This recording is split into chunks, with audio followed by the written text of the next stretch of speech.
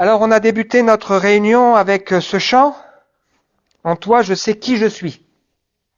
Il y a tellement de gens autour de nous qui souffrent de problèmes d'identité. Notre identité, normalement, c'est quelque chose qu'on ne peut pas nous prendre. On peut changer de tas de choses en nous, mais pas notre identité. Qui suis-je pour que le roi des cieux m'ouvre ses bras, perdu mais trouvé par sa grâce, son amour pour moi. Il m'a libéré, ma dette est payée. Je suis enfant de Dieu, je suis à lui. Il m'a racheté à la croix, grâce insondable, j'étais esclave du péché, mais il m'a sauvé, oui, il m'a sauvé, j'ai trouvé ma place. J'espère qu'on réalise que c'est une grâce et un privilège de pouvoir chanter ça. Et puis on vient de chanter ce chant ébloui, qui nous invite à venir dans le secret de sa présence, avec cette assurance, tu es, tu seras toujours là. Je peux entendre ta voix, Seigneur. Nous laisser éblouir devant toi par l'amour de ton ciel. Je crois qu'il y a comme une boucle avec ces deux chants qui évoquent l'un comme l'autre, j'espère, notre émerveillement, en réalisant qui est Dieu et ce qu'il fait pour nous, qui évoque aussi notre reconnaissance, notre conscience de son amour immérité, de sa grâce imméritée, mais aussi de l'assurance que nous donne la foi. L'identité que nous donne la foi. Quel privilège, vous vous rendez compte? Se dire je suis aimé. Je suis aimé par le maître de l'univers. Un truc de fou quand même. Je suis compris, écouté par le maître de l'univers. J'ai cette assurance, et pas que moi, que quand je rentre dans ma chambre, je ferme la porte, le maître de l'univers me fait l'honneur de m'écouter. Un truc de dingue quand même. Et il me dit pas, attends, c'est pas l'heure. Ou il me dit pas, enfin, il m'écoute.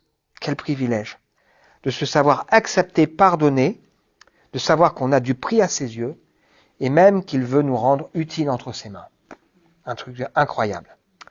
Depuis plusieurs semaines, je reçois une amie au Café Change, avec qui je partage la grande histoire, c'est-à-dire qu'avec quelques textes choisis de la Bible, j'essaie de lui faire prendre conscience qu'il y a un fil conducteur et que Dieu ne subit pas les événements du monde, mais qu'il est bien au-dessus, qu'il a tout prévu et que finalement tout est là pour accomplir son plan et son projet.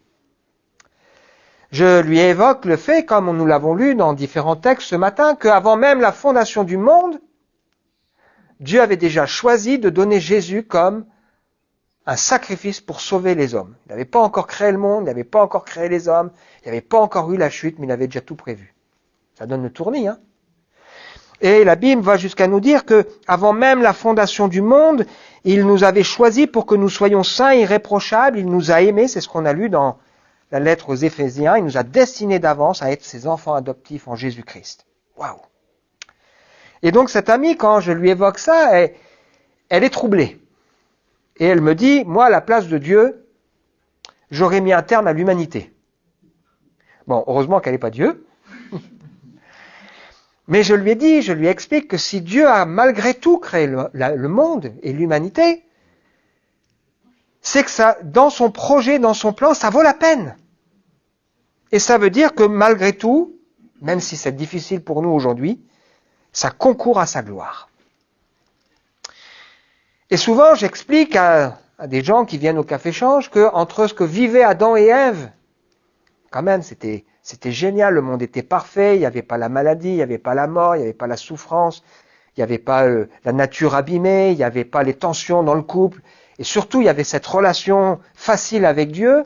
Et ce que nous sommes appelés à vivre quand nous serons avec Dieu dans l'éternité sauvés, dans un monde restauré, parfait, il y a quand même une grande différence. C'est que nous aurons en plus le souvenir que Dieu nous a aimés au point de donner sa vie pour nous et qu'il nous a rachetés.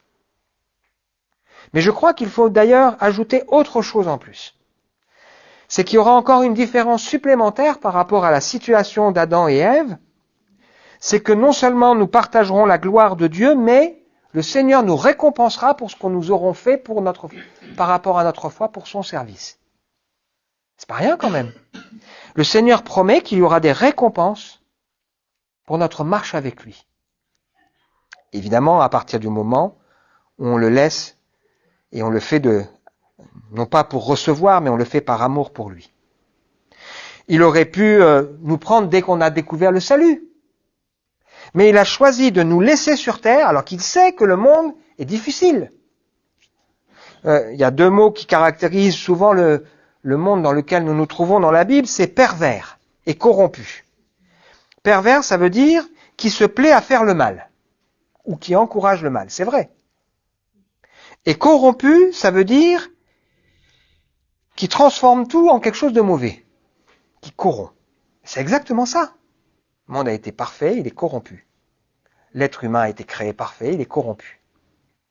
Les relations que Dieu a voulues sont bonnes, mais dans un couple, mais aujourd'hui c'est corrompu. Mais Dieu, dans sa bonté, nous rend participants de son œuvre glorieuse et veut nous encourager aussi à travers un service, mais il n'a pas besoin de nous. Mais dans sa bonté, il nous rend participants et veut nous donner d'être utiles entre ses mains. Waouh! Ça nous amène au titre de ce matin. Et si on se réjouissait ensemble de faire partie d'un si grand projet? Avec ce verset, prière de Jésus dans l'évangile de Jean, chapitre 17.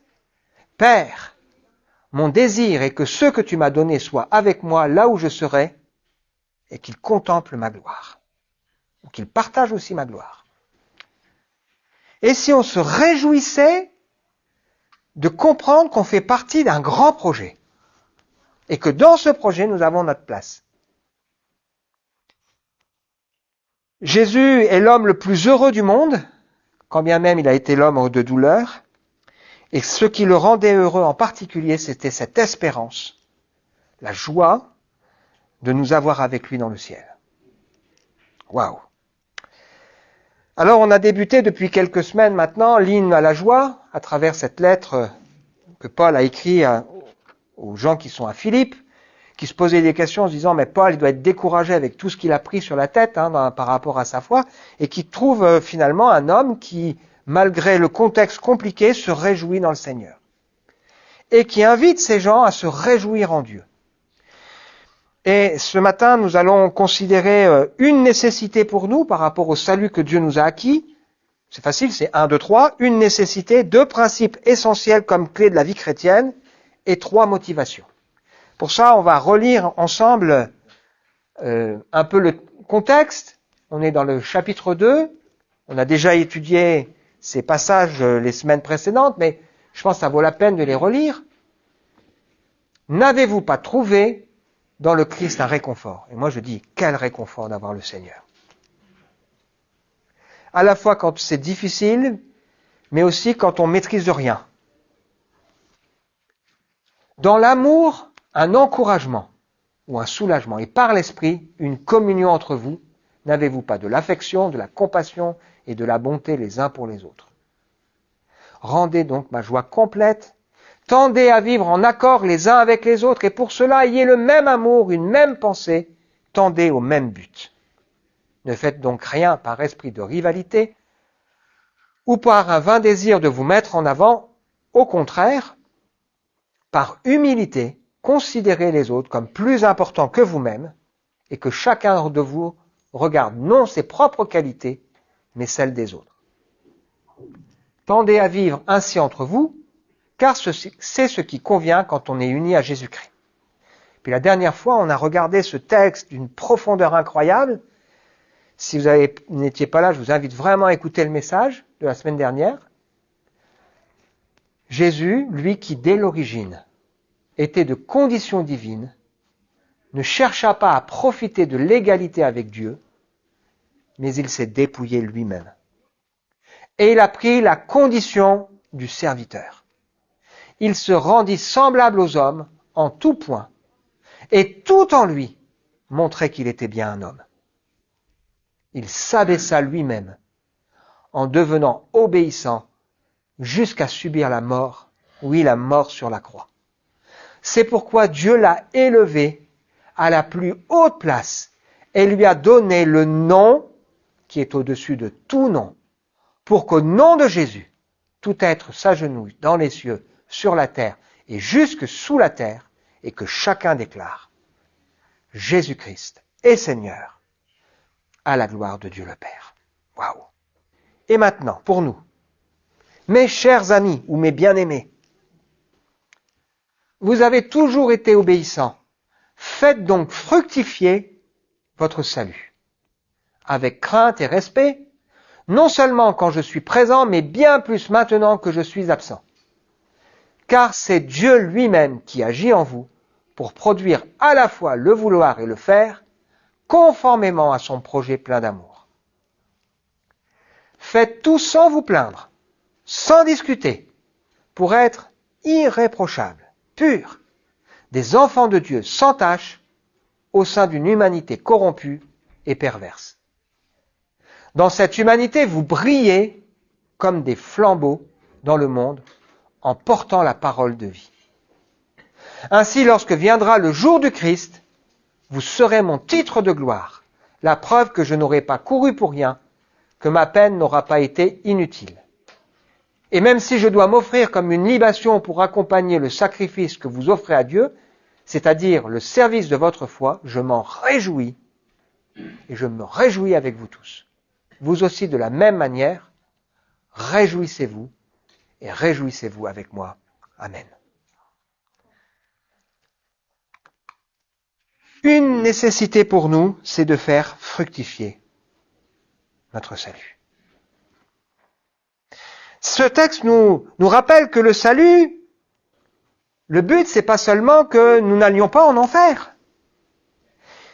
Ce passage nous rappelle que le salut, ça ne se limite pas à une expérience. Ça ne se limite pas au pardon. Que le salut, ça ne se limite pas à une simple conviction acquise à un moment. Mais que quelque part, le salut, c'est entrer dans un projet. Le projet de Dieu.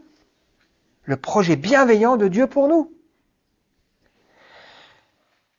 Nous avons lu tout à l'heure ce texte étonnant que l'apôtre Paul laisse à un pasteur qui s'appelle Timothée. Il lui dit, Timothée, on n'a rien à porter dans ce monde. On est d'accord avec ça, quand on est né. On ne va rien emporter. Recherche adroitement la droiture, l'attachement à Dieu, la fidélité, l'amour, la persévérance, l'amabilité, combat le bon combat de la foi, saisis la vie éternelle que Dieu t'a appelé à connaître. Il est sauvé, Timothée, il n'y a aucun doute. Mais pourtant, le Seigneur lui dit, saisis la vie éternelle, rentre pleinement dedans.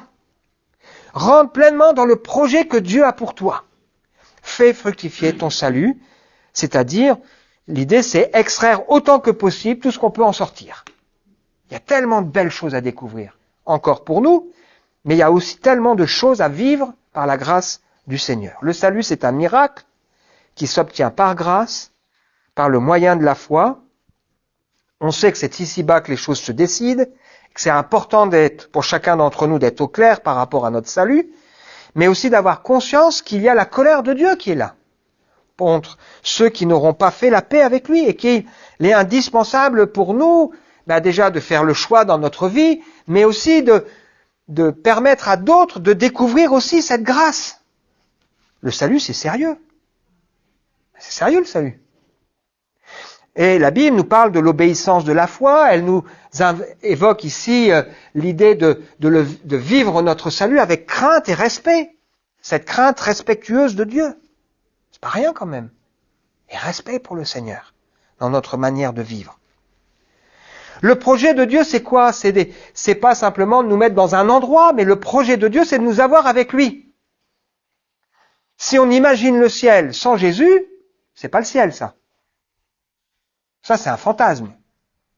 Mais le ciel, c'est la présence de Jésus. C'est la présence de Dieu. Et si dans mon cœur, mon aspiration, c'est de dire, j'en ai marre de cette vie, c'est dur, oh là là, vivement, là, mais qu'on n'a pas cette aspiration de voir le Seigneur, il y a un problème dans notre foi. Parce que le ciel, c'est avec le Seigneur. Et comme on va passer l'éternité avec lui, il vaut mieux que ça se passe bien. Notre relation avec lui. Et il vaut mieux qu'on soit en phase avec le Seigneur. Le projet de Dieu, c'est de continuer son œuvre en nous pour nous transformer à la ressemblance de Jésus. Waouh! Bien sûr, on gardera notre personnalité. Mais c'est de transformer nos vies à la ressemblance de Jésus. de faire de nous des ambassadeurs et des porteurs de quoi? De la parole de vie. Vous vous rendez compte? Des flambeaux qui brillent dans le monde. Des flambeaux qui réchauffent, des flambeaux qui éclairent et qui portent la parole de vie. Donc on a conscience que le salut, c'est pas simplement le fait d'être libéré du poids de notre passé, mais c'est aussi quelque chose qui se vit dans le présent, au quotidien, c'est aussi une assurance pour notre avenir, c'est une transformation en cours de nos cœurs. Et nous ne sommes plus comme des brebis errantes qui sont sans berger. Aujourd'hui, nous avons un projet. Le projet, c'est de glorifier le Seigneur, d'entrer dans les œuvres que lui-même a prévues d'avance pour nous. Et le Seigneur nous invite à ce que notre salut prenne du sens. Par exemple, Paul rappelle à Tite, la grâce de Dieu s'est révélée comme une source de salut pour tous les hommes. Elle nous éduque et nous amène à nous détourner de tout mépris de Dieu, à rejeter les passions des gens de ce monde. Ainsi, nous pourrons mener dans le temps présent une vie équilibrée, juste, plein de respect pour Dieu, en attendant que se réalise notre bienheureuse espérance, la révélation de la gloire de Jésus-Christ, notre grand Dieu et Sauveur. Il s'est livré lui-même en rançon pour nous afin de nous délivrer de l'injustice sous toutes ses formes et de faire de nous, en nous purifiant ainsi, un peuple qui lui appartienne, qui mette toute son ardeur à accomplir des œuvres bonnes. Voilà ce que tu dois enseigner, dans quel sens il te faut encourager et reprendre les gens. Est-ce que la grâce de Dieu nous éduque? Est-ce que nous avons envie de faire des œuvres bonnes? Elles sont bonnes parce que c'est celles que Dieu a voulu. Est-ce que nous voulons faire fructifier notre salut? Entrer comme des bien-aimés, quelle motivation! Avec crainte et respect, parce que nous avons conscience que le péché, c'est une offense à Dieu, et que notre objectif, c'est que dans ce monde corrompu qui transforme tout ce qui marche en quelque chose qui ne marche pas, qui détourne les choses qui est pervers, eh bien nous puissions montrer qu'il y a une autre espérance. Waouh! Deux principes. Un grand but, qui est tout un programme, hein. Deux grands principes. C'est qu'il y a la part de l'homme, ma part, et la part de Dieu. Et que Dieu ne fera pas tout à ma place, et que sans lui, je ne peux rien faire. Deux principes simples. Il nous a donné les plus grandes et les plus précieuses promesses, de Pierre chapitre 1er. Mais après, il nous est dit, faites tous vos efforts pour joindre à votre foi les vertus que le Seigneur attend. Ça veut dire que ma foi, ça va être de prendre ce qu'il me dit et de dire, Seigneur, maintenant ça, je veux le vivre. C'est de m'accaparer les promesses que le Seigneur me donne. Et s'il y a des conditions, de me dire comment, Seigneur, je remplis ces conditions. Et puis ensuite de compter sur lui, parce que c'est lui qui produit en nous les choses. Il produit en nous le vouloir et le faire. Comment est-ce que le Seigneur va produire en moi le vouloir et le faire? Ça veut dire qu'il agit par son esprit en nous. Il a investi en nous les arts de l'esprit. Il a mis sa vie en nous. Et cette vie, elle est appelée à se développer. J'aime rappeler, c'est une vérité tellement importante, il n'y a pas de plus grande joie dans une famille que quand il y a la naissance d'un enfant. Et un enfant qui a 1 minute, ou un vieillard qui a 100 ans, la vie, c'est la vie. Mais un enfant qui ensuite ne grandit pas, reste constamment sans progrès, ça devient un drame. C'est la même chose avec la vie chrétienne. Il y a une telle joie quand quelqu'un découvre la foi, mais ensuite, si la personne ne grandit pas, ne progresse pas, ça devient un drame. Et le Seigneur veut que nous grandissions, que nous progressions, que nous fassions fructifier notre salut, que pour cela, on s'engage avec lui en comptant sur son aide. Et il nous donne en particulier ici des conseils. Il nous dit, soyez obéissants. Deuxième chose, il nous dit, arrêtons de nous plaindre ou de murmurer. Et puis troisième chose, arrêtons de discuter. Et peut-être que ce matin, il y a quelqu'un qui est ici, peine à obéir. On a tous des fois du mal à obéir, hein. Pas que les enfants. Mais le Seigneur nous dit, sois obéissant. Parce que il y a ce principe, Si vous regardez l'histoire d'Adam et Ève, elle est tellement intéressante. Le doute, ils ont désobéi. Et la foi, elle conduit à l'obéissance. C'est pour ça que Romains, chapitre 1er, commence en nous parlant de l'obéissance de la foi. Le but, c'est de conduire à l'obéissance de la foi. Et au chapitre 16, il termine en disant qu'il veut conduire à l'obéissance de la foi. Parce que la foi et l'obéissance, ça va de pair. Donc il est question d'obéir, il est question aussi d'arrêter de nous plaindre. Ou d'arrêter de murmurer, ou on pourrait dire d'arrêter de bougonner. Parce que quand on fait ça, on tourne en rond et on n'avance pas. Et on a besoin que le Seigneur nous aide, au contraire, à avancer dans sa grâce. Et on a lu tout à l'heure que c'est une source de gain que la piété avec le contentement. Ça veut dire que on doit apprendre à se dire, là où je suis, on doit être reconnaissant déjà pour tout ce qu'on a. On est dans un monde où on nous invite toujours à vouloir autre chose en plus. Puis quand on l'a, on le met de côté, puis on aspire à autre chose. Parce que c'est un monde il y a un vide dans le cœur. Mais nous, notre cœur, il est plus vide. Donc on doit apprendre à se réjouir. Oui, il y a des difficultés, oui, comme vous, j'ai mes épreuves, et comme vous, il y a mes peines, mais je dois apprendre par la grâce de Dieu à ne pas me plaindre et à me réjouir dans le Seigneur. Bien sûr, on a le droit de dire à Dieu, il y a ça et ça qui me fait de la peine, il y a ça et ça qui va pas. Oui, il faut le faire. Mais vous comprenez la différence. Si on passe son temps quelque part à lutter contre Dieu, au lieu de lutter avec Dieu, eh bien, on n'avance pas. Arrêtons de nous plaindre et sans discuter. L'idée ici, c'est sans hésitation, c'est un mot qui a donné le mot dialogue. Peut-être que dans nos cœurs, parfois, c'est même sûr, on discute avec Dieu, mais c'est pas discuter pour comprendre, mais c'est discuter parce qu'on n'est pas d'accord et qu'on voudrait qu'il fasse autrement. Et ça c'est pas comme ça qu'on avance, hein. Et dans nos cœurs et dans nos vies, on doit apprendre à dire, Seigneur, je veux t'obéir. Je veux apprendre à me réjouir déjà de ce que tu m'as donné. Je veux faire fructifier mon salut sans discuter avec toi parce que il est temps maintenant que tu agisses dans mon cœur et dans ma vie. Peut-être qu'il est temps de ça, parce que quand on discute, on n'avance pas. Donc il est temps des fois de se taire et d'avancer. Discuter avec quelqu'un hier, parler de réunions qui duraient longtemps et qui dit finalement on revient tout le temps sur les mêmes sujets. Des fois c'est ça avec Dieu aussi, hein. On a peut-être besoin d'arrêter de revenir sans cesse et d'avancer. Alors si ce matin on prenait une décision, je discute plus Seigneur, maintenant, ok, aide-moi bien sûr, parce que j'ai besoin que tu produises en moi, mais tu agis en moi. Le vouloir, la volonté, et puis la capacité, parce que sans toi, ça ne revient pas. Et on a 3 motivations. Donc un but, on a vu ensemble qu'on a ces 2 principes, la part de l'homme et la part de Dieu, puis il y a 3 motivations. La première motivation, c'est l'exemple de Jésus. C'est ce qu'on a vu avant. Jésus qui n'a pas retenu sa position de Dieu, qui s'est abaissé, qui est venu nous chercher, qui est venu au profond là nous relever. L'exemple de Jésus doit nous motiver quand même. Vous voyez qu'il a fait ça pour rien. Il fait ça parce que ça vaut la peine. Mark Twain, qui est l'auteur de Tom Sawyer, a dit ceci, peu de choses sont aussi insupportables qu'un bon exemple. C'était un athée. C'est vrai qu'un bon exemple, ça parle. Ça interpelle, ça fait réfléchir.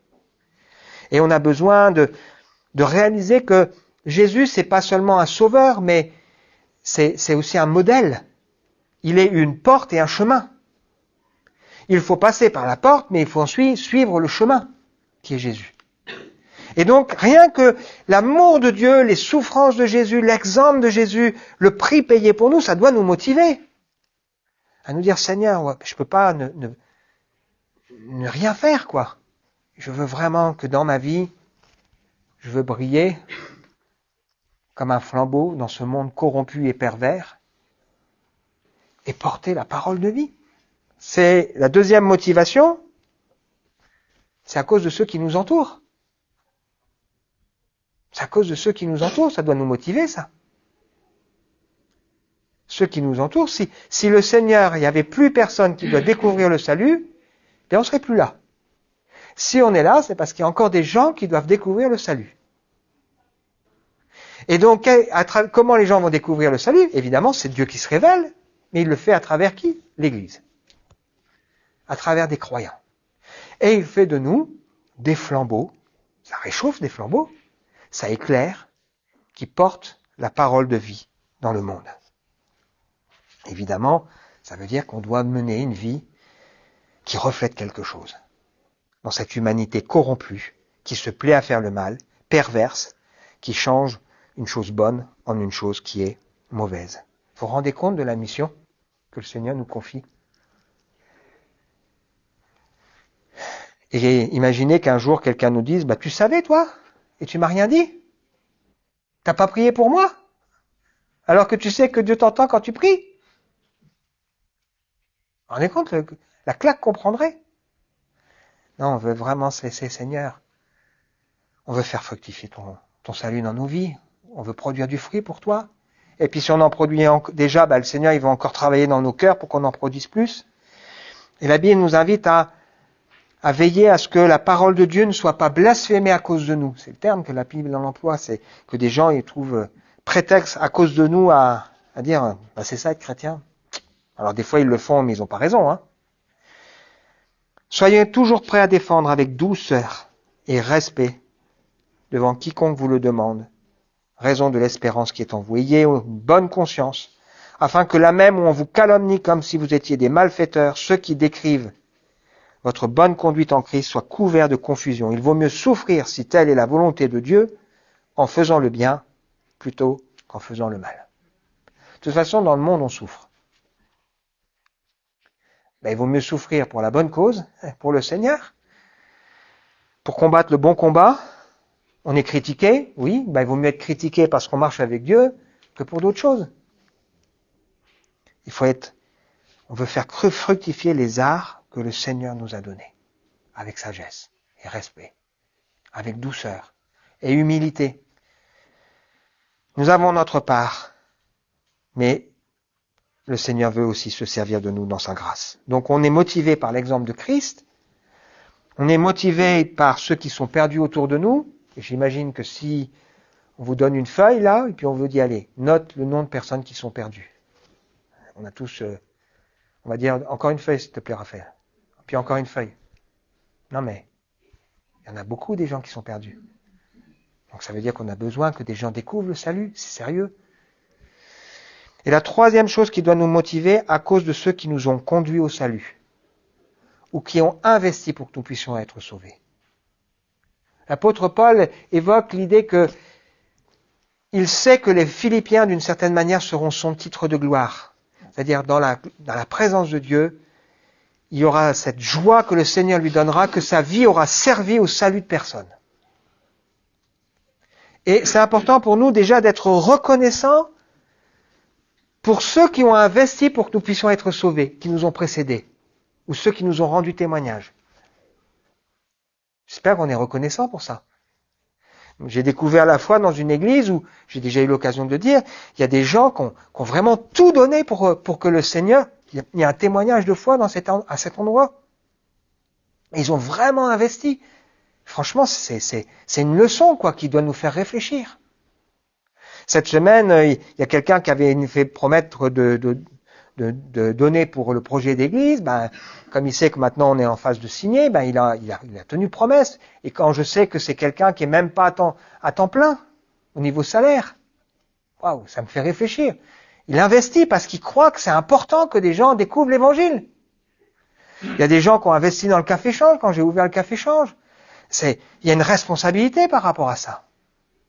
Ceux qui nous ont précédés, ceux qui ont prié pour nous, qui prient encore pour nous, ceux qui nous soutiennent, ceux qui ont souffert pour que nous ayons la parole de Dieu, ceux qui ont investi pour que nous puissions découvrir le message de l'Évangile. Rien qu'à cause d'eux, on a une responsabilité. Vous êtes d'accord avec ça? Franchement, si vous êtes là, sachez-le, il y a des gens qui ont prié, il y a des gens qui ont permis que la Bible soit imprimée, il y a des gens qui ont permis qu'il y ait des endroits où il y a la parole de Dieu qui soit annoncée, il y a des gens qui ont renoncé à des choses pour que nous soyons là. Et tous. Et on doit être reconnaissant, rien que pour ça, auprès du Seigneur. Conclusion, un but, glorifier, honorer celui que nous aimons. Et entrer dans son projet. Il veut que nous brillions comme des flambeaux. C'est pas beau ça? Quelle vocation quand même, hein? 2 clés. Nous savons qu'il veut le meilleur pour nous, alors nous sommes décidés à obéir sans nous plaindre, sans discuter. Et on sait que c'est lui qui agit en nous. Et on veut lui demander, Seigneur, agis. Fais ton œuvre dans mon cœur. Mets en moi une volonté plus forte et donne-moi la force de le vivre. Et puis 3 motivations, à cause de l'exemple de Jésus, qui a payé le prix quand même. À cause du salut de ceux qui nous entourent. Et puis par reconnaissance pour ceux qui ont tant investi pour nous. Ça vaut le coup quand même. Je vous laisse ce texte de Jean 17, qui était en sous-titre. C'est cette prière de Jésus. Père, mon désir, c'est que ceux que tu m'as donnés, nous sommes des cadeaux, j'aime le rappeler, soient avec moi là où je serai. Et qu'ils contemplent ma gloire, parce que tu m'as aimé avant la création du monde. Père, toi qui es juste, le monde ne t'a pas connu, mais moi je t'ai connu, et ceux-ci ont compris, c'est toi qui m'as envoyé. Je t'ai fait connaître à eux, je continuerai à te faire connaître, pour que l'amour que tu m'as témoigné soit en eux, et que moi-même je sois en eux. Amen. Que le Seigneur nous aide, à rentrer dans son projet. On veut prier ensemble. Seigneur, on est là devant toi. On veut effectivement porter nos regards sur la personne de Jésus. Réaliser aussi le projet dans lequel tu veux nous faire entrer. Comprendre que le salut, c'est pas quelque chose d'individuel, mais c'est entrer dans un nouveau royaume, devenir ambassadeur de ce royaume et finalement d'entrer dans ce projet, ce grand projet que tu as de toute éternité pour ce monde que tu aimes. Seigneur, aie pitié de ceux qui nous entourent, qui ne te connaissent pas. Et un immense merci, Seigneur, pour ceux qui nous ont précédés, ceux qui prient pour nous, qui investissent pour nous. Seigneur, on veut être reconnaissant pour cela. Seigneur, je te prie pour chacun de nous, là où nous sommes, dans nos contextes, dans nos épreuves de vie, dans nos luttes, dans nos combats, que vraiment, Seigneur, ta grâce nous soit donnée. Et que tu suscites en nous, Seigneur, s'il te plaît, le vouloir, la volonté et la capacité qui viendra de toi. Amen.